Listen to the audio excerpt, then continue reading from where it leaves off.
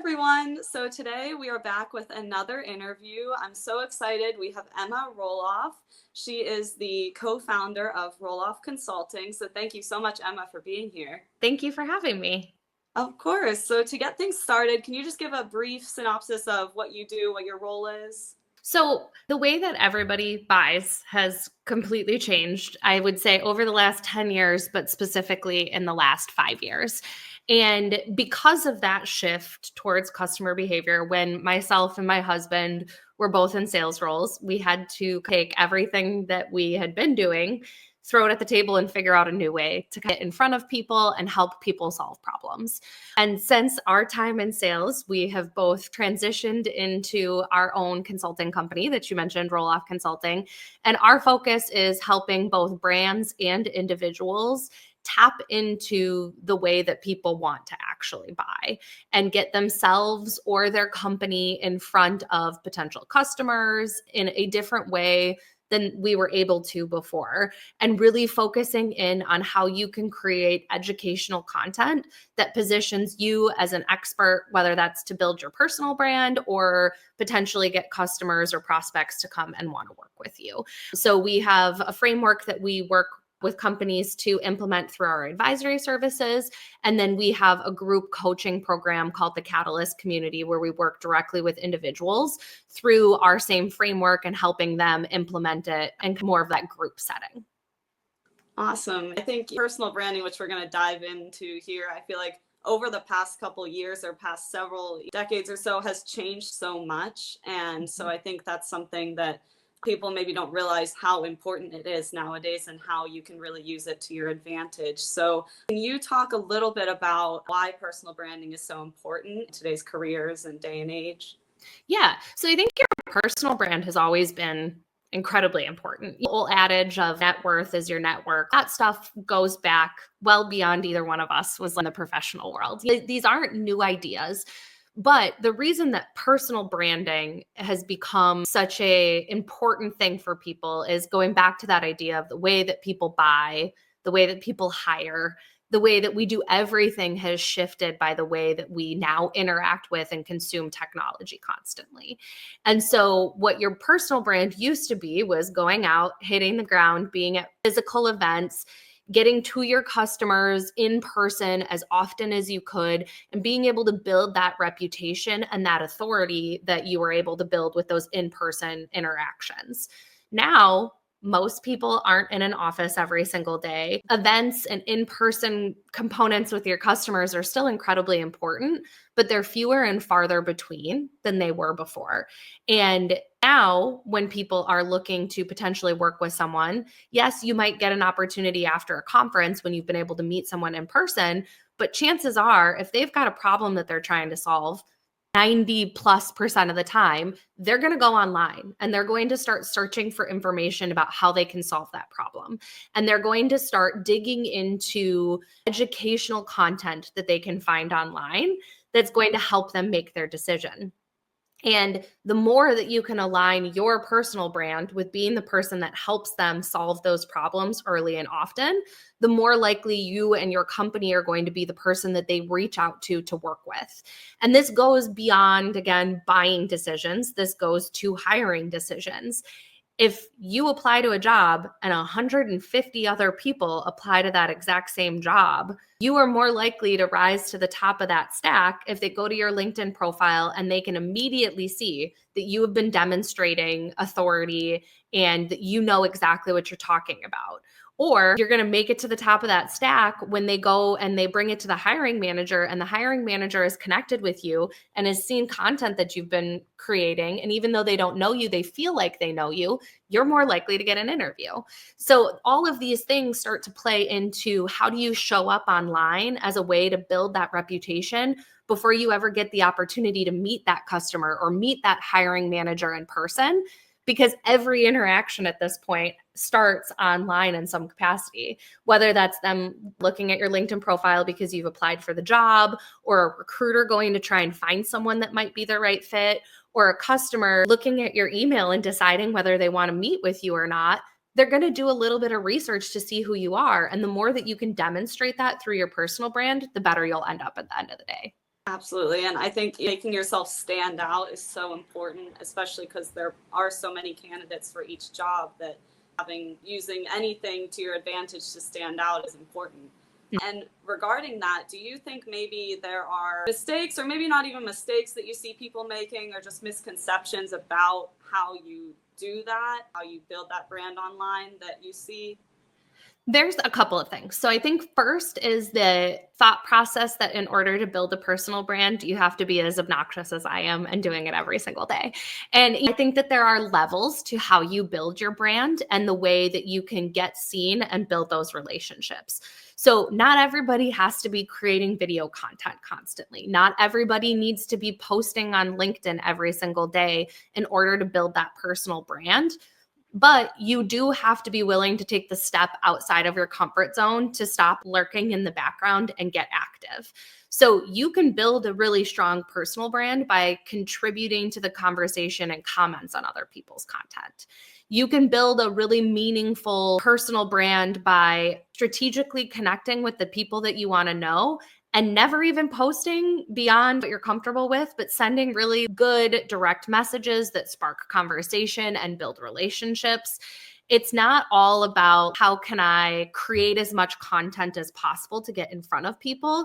It's how can I use this tool to build relationships and educate people. So I think that that's like first thing that people like misconstrue is like, I don't have time for this. This is like, I'm not someone that likes to be in the center of attention. The excuses can go on and on. The reality is it's a tool and you can scale up or down on that tool and how much you want to use it to accomplish the goals that you're looking to accomplish.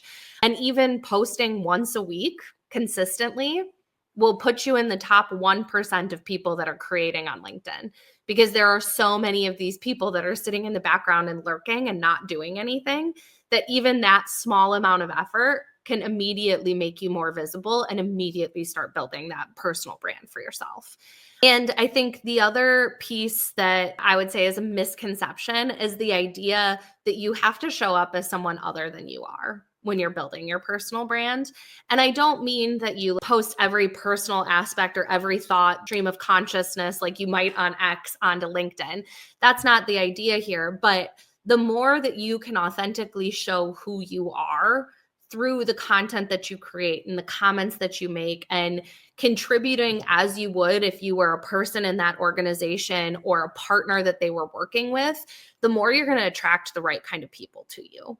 And so I will say I was guilty of this faux pas when I first started almost 5 years ago at this point, and during COVID timeframe.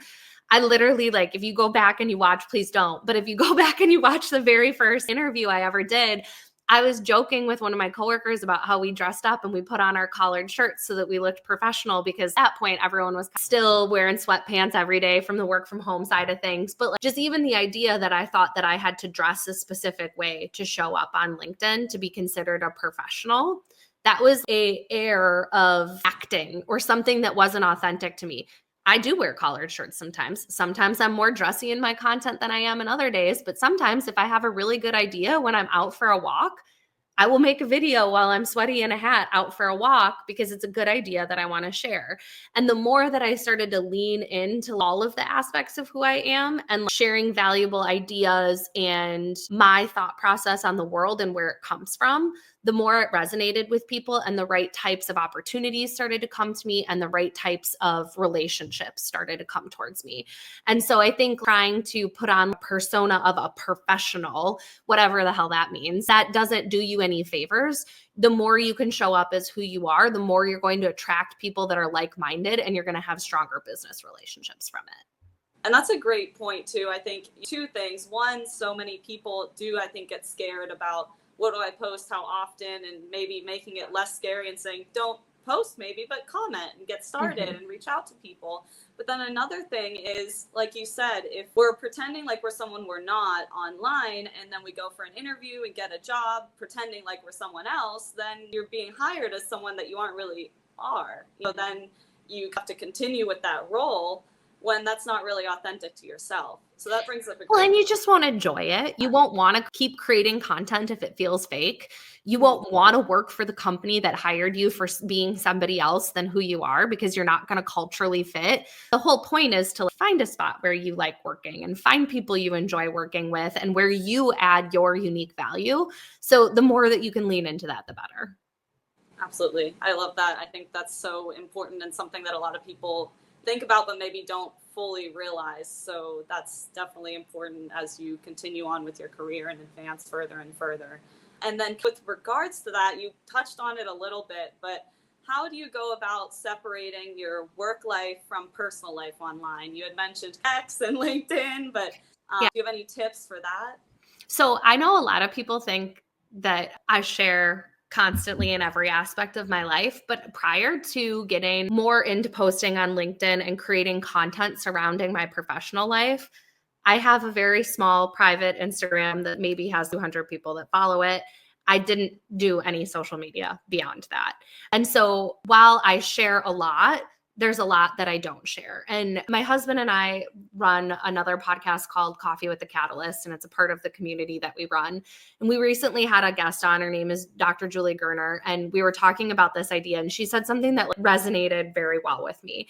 And it was the idea of smart authenticity. So we were just talking about how you should show up as yourself, that you should share who you are and your personality.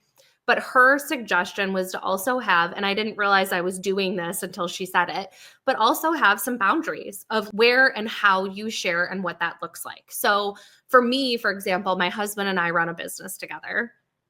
By nature, our family is a part of what we do.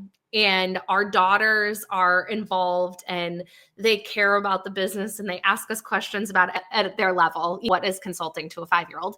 But they like to be involved. And when they knew mom and dad were creating a business together, they wanted to be a part of the announcement.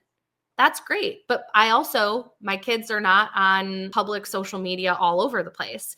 It's a line for us that we're not going to have our kids involved in everything, but there are some points where we let them come in. And so big moments where we're announcing something big or something is exciting and they've been hearing about it at the house and they want to be a part of how we're going to put that out to the world.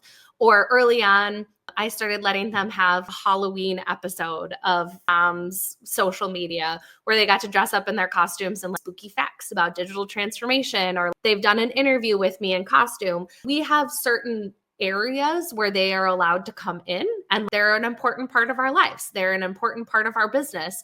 But we also have lines that we've drawn about what we're comfortable sharing or how much we want that to be a part of our brand as individuals as well as company brand. Same thing with, I'm not going to share specific struggles that I have going on with a client in this moment, but stuff that happened 3 years ago that I'm not going to throw mud in someone's face. I'll share those types of stories and those anecdotes, but I'm not giving everything away about what's happening in this moment or struggles that I'm seeing or things that are happening in my life through my content. But I do share stuff that's real. And so you've got to go through that process of thinking through where your lines are and just being clear with that on your own, and then sharing authentically in those spots where you don't have those boundaries up. And then that way, if you do receive any sort of backlash or pushback or comments on things, you also know in your heart that you're not sharing everything and people don't know every aspect of you. And it makes it easier to feel like you're putting yourself out there because you're putting a portion of yourself out there and you still know that there's this other aspect that's protected. Kind of, half and half, or what you're comfortable doing. That's kind of the theme, I feel like, of today, is figuring out where you're comfortable and going from there rather than just going, this is, everything about me, what is able to be shared and what should be kept. Well, and it's kind of the same thing. Again, if you think through, hopefully your coworkers know you and they know aspects of your personality. But you also don't want to be the coworker that comes in and tells everybody about the big fight you had the night before with your spouse because you guys disagreed about something. It's the same kind of boundaries that you would put, but might tell them a funny story about your kids or their basketball practice the night before, or things that are a little bit more surface level. It's the same type of boundaries in terms of what you're going to share online. Definitely. And I want to also get a little bit into your consulting company that you and your husband created, and kind of how we've talked about today, building that brand and aspects of LinkedIn and social media, how that has helped grow your consulting company as well. So like I mentioned before, our focus is helping advise companies on how to use all of the digital tools that are at their fingertips. So social media, their website, we're not building websites, but again, like advising on messaging and stuff like that, how to use webinars, how to actually convert people from learning from your content into customers that want to work with you. And so we practice what we preach in terms of how we've grown our business. And we talk very openly about our framework we use that we advise our clients on. We share information regularly, whether it be from our personal LinkedIn accounts or our company page, my TikTok, our YouTubes, all about our philosophy and our framework. So we have a framework that we call the Favorite Teacher Framework that's all focused on how to create educational content that converts to paying customers and increases your revenue. And that all came from our time as sellers. I worked as an enterprise tech sales rep. My husband led sales and marketing for a web development firm. So we both lived that process and developed this framework as two salespeople living in our house together, talking over the course of the years. And now we're helping implement that for other people. But again, when you go to our LinkedIn page or you go to one of our YouTube pages, you'll see content that is trying to help educate people. It's trying to help them understand the way people buy, how to create educational content that converts, having conversations with business leaders that have figured out this equation and have helped grow their business. We give away a ton of information because we know that ultimately we can help people with that content when the time comes for them to find somebody to work with. They know that they can trust the advice that we've given them because it's already delivered results for them. And they can see results of other customers or people that we're working with plain as day in the way that they are communicating online. And so it's been a fun adventure to start from ground zero and be able to create this brand that is focused on education and helping other people take that favorite teacher framework and unlock this idea of a different way to sell. Because I think for a very long time, for me personally, sales didn't feel like it was like the right fit for me because I was too focused on selling. And when I finally came through, by guidance of my husband, who I used to joke was my personal consultant, came through to this idea of what educational-based selling actually looks like, it clicked. I enjoyed it more. My customers were happy. We had better outcomes on the projects that we were working with. Again, we were talking about before, the right types of customers came to work with me. So my working relationships and communication were better. People knew what to expect when I came into a room and was going to make a stupid joke to break the ice of all of these different things. It just helped click. And I think for our goal is to help anybody that feels like sales and business development is a struggle, really switch the mindset from struggling to sell to focusing on education and seeing what they can unlock with that approach. And so again, we practice what we preach. It's worked for our business. It's worked for the clients that we're working with, as well as our previous employers. And so we just hope that we can get more people to adopt this mindset and think about sales in a different paradigm. It's great for your customers and clients to see real life examples. You are the real life example of this, what we're doing, and it works. So that's always very helpful to see that the person you're learning from is doing what they're teaching and it's working. So well, and also sometimes things that we're trying don't work, and we can teach you about that too. That whole trial and error process of finding your right audience and helping them accomplish their goals takes a little bit of trial and working through, but we're working side by side with them and trying out new things on our end to see what we can help them with as well. Great. That's such an important thing in not just any specific industry, but just corporate America in general. It's the help that you're giving and offering is amazing. And to wrap things up, I wanted to ask if there's a specific piece of advice that maybe you give some of your clients that you've seen has been really helpful for anyone that's looking to maybe branch out into some type of consulting or just entrepreneurship in general. Is there a specific tip that sticks out to you as, oh, this is something that people should know about? I think, and this is such cliche piece of advice, but it's genuinely the best advice I can think of, is just start taking steps towards it. So if you feel like you have something you can offer to people, even if you're not ready to branch out and start a consulting company on your own, start a YouTube channel talking about it.